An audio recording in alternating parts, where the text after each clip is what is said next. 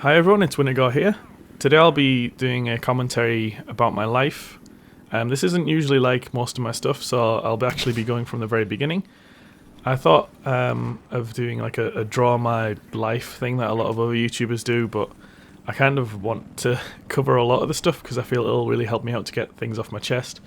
As well as like, I don't know if any of you guys will have like how you guys grew up obviously, but you might have gone through some similar problems that I had growing up, and obviously I'm hoping this won't all just be all the bad stuff that I had growing up, and there'll be like some good parts as well, so it's not completely a downer for all you guys. But if you guys have had anything similar happen to you, or if you're going through something similar, you can send me a message like by leaving a comment below, or obviously on YouTube it was probably the better option. You can send me a private message on my fan Facebook page. But yeah, I'll probably start from the beginning.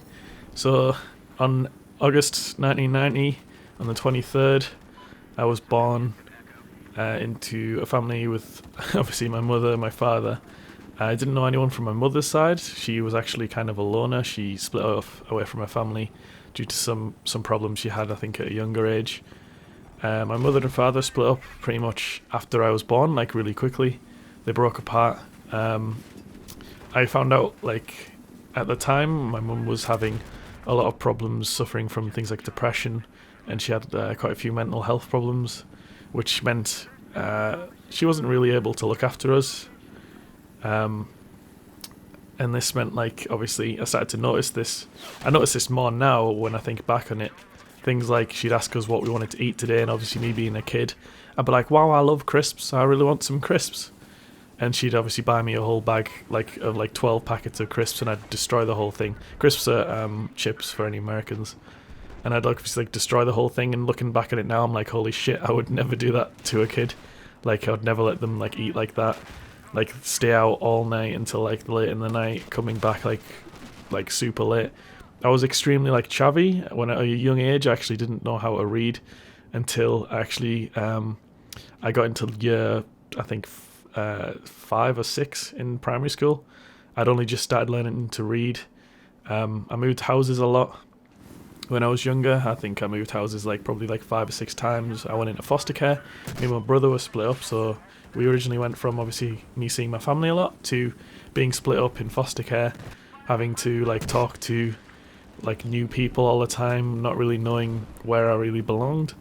My father worked was like working class. He worked he packed shelves at night in like this, I think Safeway or something like that it was called in the UK, which is closed down now.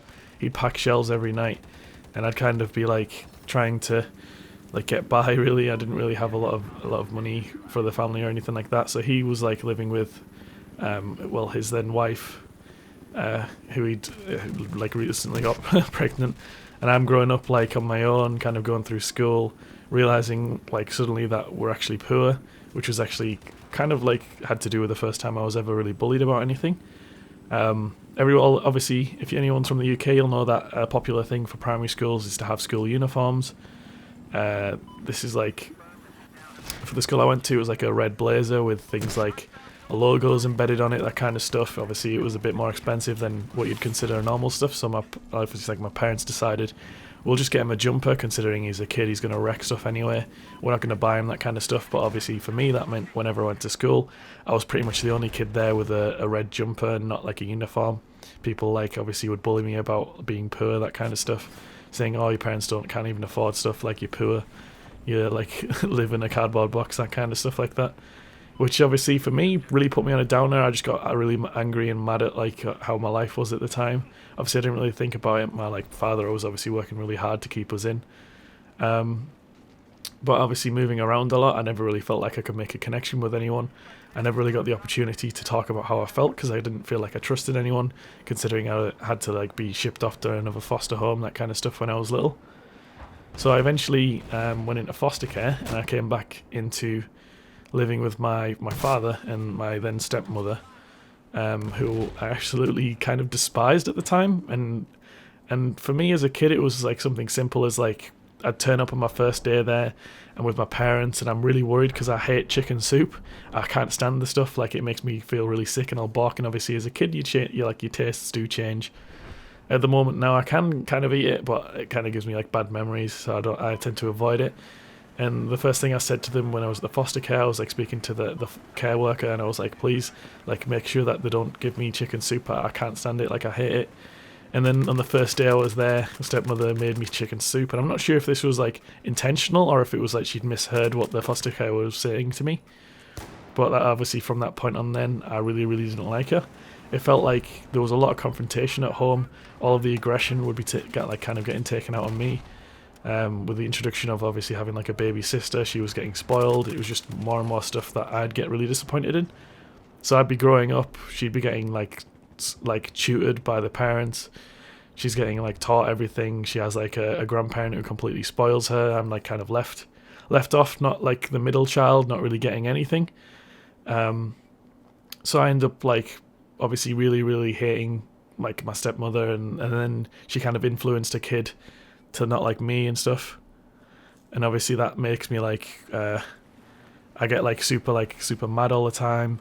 I'm really like I get start getting aggressive at home, and compared to that at school, I'm completely fine. I feel like I'm away from all of my problems. I don't have to think about them. I really loved going to school.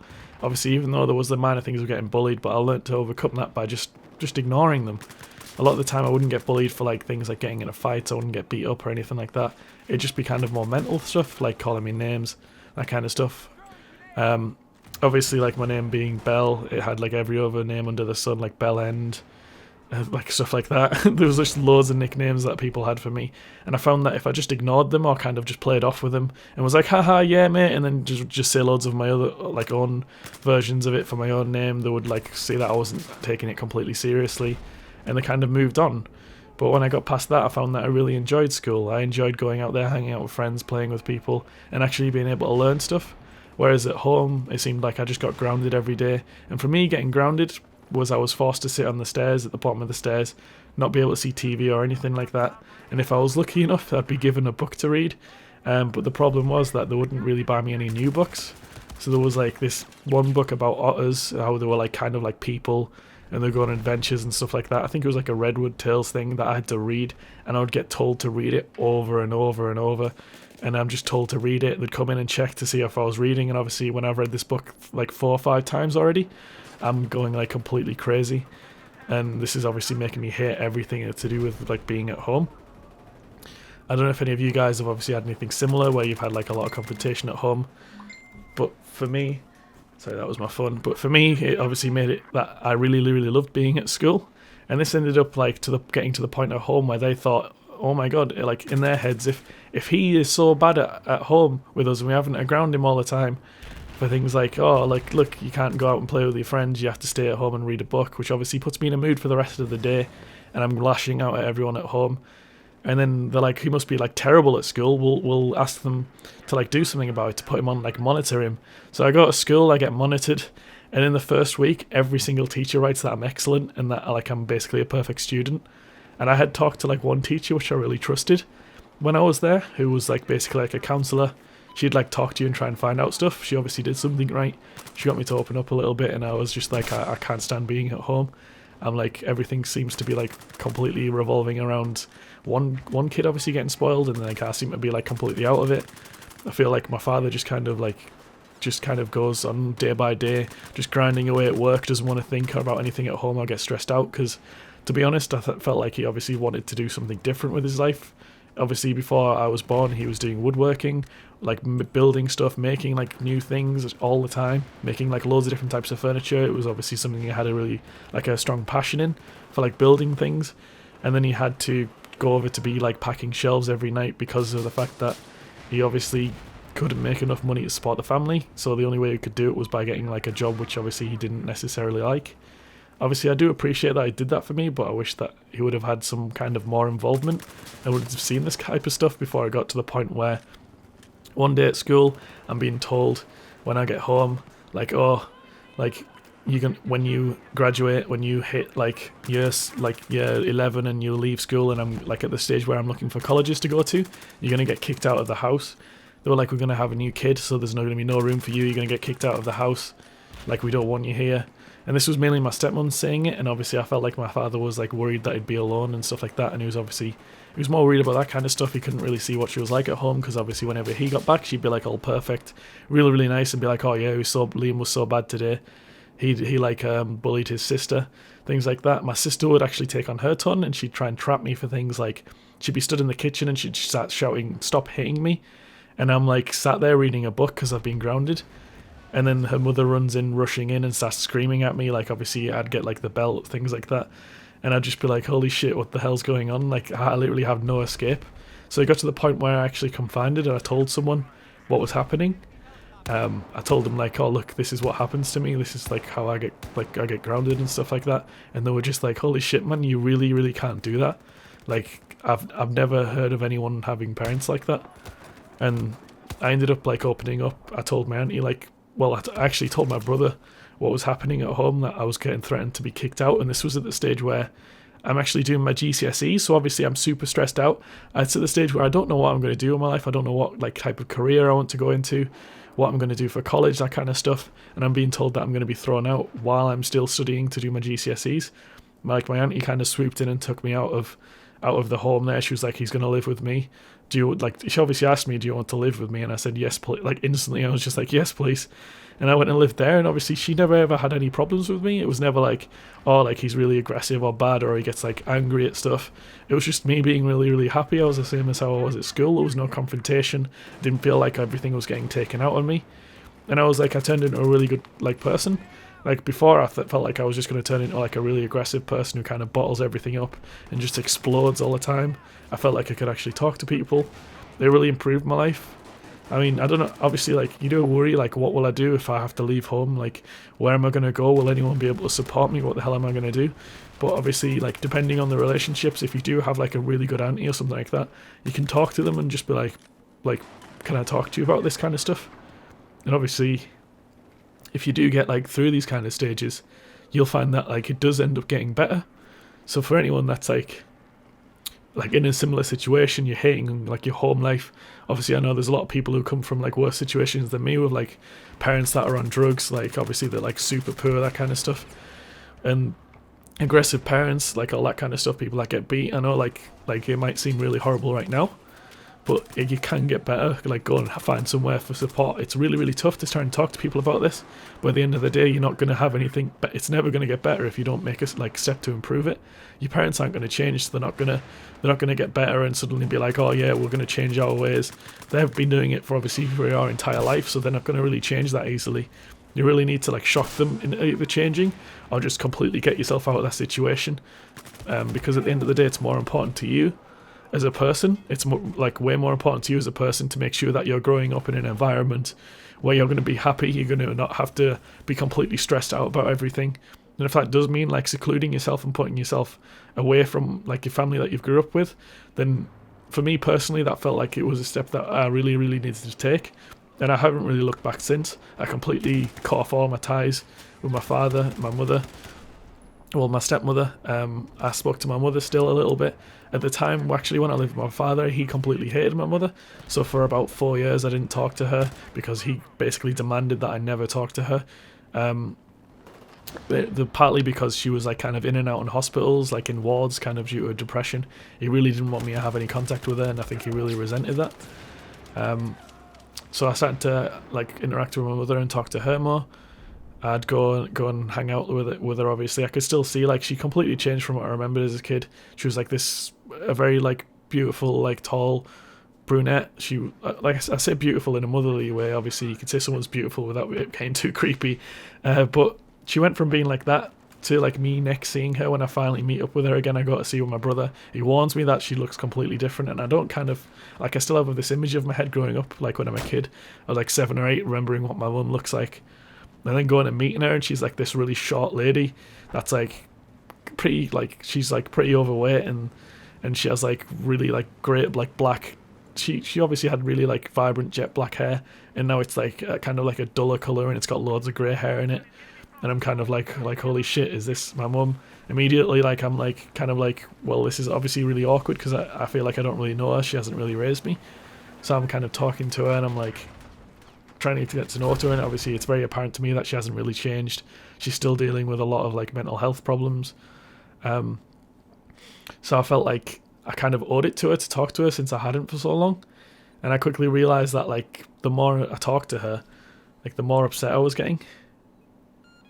And I wasn't really sure like what to do about it. And I quickly, like, I think the same thing happened to my brother. We kind of realized that all that had ever happened when we saw like our mum was that we'd get more and more upset about like how she turned out. Like she was basically like really mentally ill. She like smelled. She wasn't really looking after herself. She wouldn't eat well. She'd always be like having problems with like money and stuff like that. And we weren't really like sure what to do about it. And we'd get like really like depressed whenever we thought about it. Obviously, we go and hang out with people who've got parents that are like completely fine, like they're happy families. Even if the parents are divorced, they're still talking. Like everything seems all right. And then we go from like that to being like, we don't talk to our father at all, and we have like this mother who's like mentally ill, and she's just really depressing to talk to. And obviously, eventually, I ended up cutting ties with my mother. I just stopped responding to her, partly because my brother did it first. He stopped talking to her at all, and he seemed a lot more happier. He wasn't like getting constantly angry at stuff. Like, and obviously, like having to deal with like her, she was obviously really compulsive. Like having to text us constantly throughout the day. We're like just the same thing every single day to repeat. Like, oh, like I'm gonna try and save up money. Oh, I've quit smoking. That was the only thing she ever said to us. She never really said anything else other than that. And it was like we never had anything to talk to her about, and it makes you feel really depressed whenever you see her. So I kind of like, obviously I did the same thing. I completely shut her out from my life. I felt like I really couldn't deal with talking to her. So this was like during the middle of college when I wasn't sure what to do. I kind of grew up not really sure where to go in a direction with my life. Obviously I had no guidance at all when I went from school being told I was going to be thrown out to going into college. I didn't know what to do, what to choose. So I literally just looked at my GCSEs and was like, well, I did got high marks in these subjects, I'll take that. So I took things like English literature, science, things like that I scored very high in.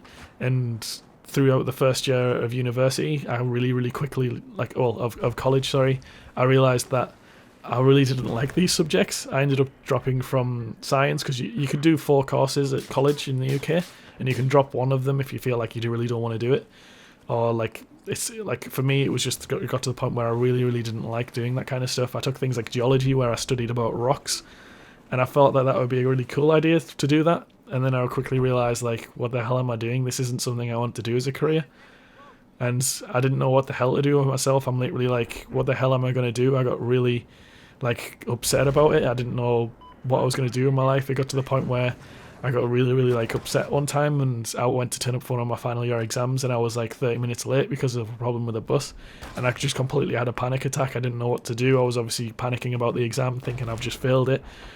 I don't know what the hell I'm going to do with the rest of my life. I just completely panicked and just left. I literally shut down and left and wandered off to the side of like the river near like the Teesside River. I was just literally sat on a bench there for like an hour or so, and I just didn't know what to do. And I'm just sat there like, I don't know what the hell to do with my life. I've just wasted the past 2 years of my life on this course that I really didn't want to be doing. And I'm just like sat there thinking, what the hell do I do next? And obviously I thought, well, I better go and try and get myself a job sorted out, because I don't know what the hell I'm going to do. So I went off to like the job centre, and I'm like looking at jobs, not really knowing what to do. I'm looking around like thinking, what the hell do I do? Obviously, for me, I had no real guidance or anything. And my brother had already gone through something kind of similar. He'd gone to like college, didn't really like the subject he was doing, was like, this is pretty shit. Went off and did like something else, and then he was like, like, and then he eventually ended up going into like, I think an internship is kind of like an engineering type thing, where he works on like valves and things like that, like in power plants. Like he runs them, that kind of stuff. Kind of like what Homer Simpson does, but like a little less flashy, I think. He doesn't have like the huge dashboard in front of him and presses loads of buttons. So he like basically said to me like, look, what did you really enjoy doing? And then like obviously I realised like, well, I'm obviously using computers a lot. I guess computing, and like he was like straight away like, right, we'll get it sorted out for you. At the time he had obviously tried to say like, oh, why don't you just follow in my footsteps, like do what I do? And I ended up being like, I really don't like this. This isn't for me. This isn't the type of thing. I don't find it, like, I don't enjoy it at all. I don't want to be stuck in a job that I'm not going to enjoy for the rest of my life. And I ended up like obviously saying like, look, I like computing. And he very kindly, like, just as like it was 2 weeks in at the start of the year for pretty much every college, rang them up and was like, I've got a brother, like he's trying to get on a course, like, do you have any available spaces on your IT course? And I ended up going to a college called Stockton Riverside College and studying a GMVQ in IT, which I went there, like I started doing IT stuff. Obviously I was on the computer. I really enjoyed it. It was like an overall kind of, not like programming intensive. We did a little bit of programming, but it wasn't like super like heavy on that kind of stuff. It was more like you'll learn to the IT side of things from every perspective that you could possibly do, like support, that kind of stuff. We're preparing you for university. I really enjoyed it. I made a lot of friends. I ended up working part-time as a dishwasher. I ended up like being able to afford to pay for things. I was pretty much completely fine for money. I was in college and working part-time. Like, I had all my money sorted out. I could buy anything I wanted, and I just felt like my life was, obviously, it's like sorting itself out now. Like, I'm on the right track. I don't think I'll ever be able to really pay my brother back for what he did for me at that point. Obviously, like, completely sorting my life out. I'm always really grateful to him for doing that, and I don't really know what I can do to thank him. I hope one day, obviously, well, I hope it doesn't come to the point where I need to repay him in that. Like, I hope he obviously doesn't get into that type of a situation, but I'd like to think that I'd be able to repay him again in future sometime. So I went from college on to university. Obviously, like, jumping around a bit, not really, like, I started dating, like, in college, obviously. I started dating in my last year of college before I went to university. I wasn't really sure, like, what to expect from dating girls, because obviously being, like, grounded every single day, I never got the opportunity to do it, like, before college. I never got the, like, experience of really talking to girls or anything like that. So I started to obviously get these girlfriends, and I felt like now when I look back on it, kind of the way I was brought up to be, like, moved around so much from house to house and not really being able to connect to anyone, I felt like this gave me a huge problem in connecting with people. And from a lot of my past relationships, it felt like they didn't really connect to me on a level. I couldn't talk to them about my problems, that kind of stuff. I was really scared of talking to them about how many problems I had, like growing up and everything like that, and things that still affect me, that I was worried that would kind of scare them off. And obviously from this perspective now, I didn't really have anything to lose. I should have really talked to people, like, more about this stuff, obviously, that I really trust. I feel like I didn't really find how to really talk to people, how to, like, make friends easily, because I was never really given the opportunity to do it as much when I was younger. So for, like, you guys that like are going through something similar, you're trying to make friends at, like, school or university, that kind of stuff, you're really struggling with it, like, honestly, just the things that I wish I'd done, I wish I'd have joined, like, a club where it would have put me into a position where I'd be forced to, like, make friends. I'd obviously get to spend time doing something I enjoy. I'm sure at schools now there's a lot of things like gaming that you can get into, like gaming clubs, or even, like, talking to them and seeing if you can set up your own. You could be that cool guy that set up a gaming club where everybody goes and plays, like, tournaments against each other. That kind of stuff would be nice. I feel like I would have made a lot more friends if I was a bit more open to them, if I actually put myself into a situation where I'd be talking to people other than kind of, like, keeping to myself all the time. I obviously did make friends in school to a degree, but I didn't really get to know them, like, hugely, because other than school I didn't have any contact with them. It wouldn't be like, what should we do this weekend or anything like that. It was literally see them at school, go home, be on my own, see them at school, go home, be on my own the entire time. So I never really got to, like, an extra level in friendship, I guess, where you can really trust each other and you can talk to each other about problems and that kind of stuff. I didn't really get that for a long while until I obviously went to college, and I was still talking to some of my friends and I really started to open up with them. So, like, going from college to university, I obviously started dating a lot more. I dated a girl, which was in my previous commentary, my LDR, which I mentioned. She didn't really understand the whole YouTube thing, which for me was basically my part-time job at that point. It was what I was doing to making a wage, and it was the only thing that I really loved doing. Like, the main reason I actually started to get into YouTube, which I don't think I've really said properly, I actually got to a point where I kind of left school, went to college, and then went to university, and felt like I didn't really have any friends in my course because I didn't get to meet, like, a ton of people or hang out. I was really, like, pressured, and I felt like I really wanted to do something like YouTube. I felt like I could really do it. And I felt like at one point it was kind of like in my third, between my second and third year, I felt like I wasn't really having anyone to play with or talk to online. I never really made, like, any really great friends, and I thought, like, I really want to do some, like, videos, and I really want to have people that I can play with that are, like, fun to play with. So I started making, like, a few videos. Obviously I joined a clan, I had to play with them for a bit, and then I asked them, like, would you be interested in doing an event? And obviously that turned out to be, like, the little EOD bot battle on the top of Damavon Peak. that we did, which obviously was a huge hit overnight. I started to make like a ton more friends online, and this is the strange thing. Obviously, I went from thinking that I have to have friends in real life to making like a lot of friends online, and having like obviously hopefully like a lot more friends in future. I made like so many friends through YouTube and through gaming, just talking to people, being friendly with people, asking people afterwards if you really enjoyed like how someone talks. Like, don't be afraid, just ask them like, hey, do you want to play a few more matches together? You'll find like you start to make like a lot more friends. So don't ever feel like you really had to approach. And I guess if there is some like weird quirk to you, usually a lot of people are really accepting, as long as like you're not hugely loud or screaming or acting really annoying. You can just talk to people casually, be like really chilled out, and a lot of people will find that they really like you. I wish I'd have like known this when I was younger, so that I actually made like a lot more friends. But I think like that's obviously something I have to learn from. You do go through life making a lot of mistakes and learning from them. At the moment, I'm obviously like in a relationship with Ali. She lives over in New York. This has obviously had a lot of rocky starts to it, as anyone that's ever been in a long distance relationship will know. It gets really hard at sometimes. You both getting really stressed out about not being able to see each other, about your future, about what to do. At the moment, I'm looking for a job, like a full-time job, which I really hope will help me to get a lot more stuff sorted out. My main priorities right now are obviously keeping Sally happy, finding a job, and just overall making sure that I hopefully like are able to support her in whatever we decide to do. Obviously, I could end up going over to America. I could stay here. I'm not really sure what's going to happen, but hopefully something does go right, because obviously I do really love her. I've never been able to really open up to anyone like I have with Sally. A lot of my past, this is mainly obviously me learning from past relationships what I actually did wrong as a person.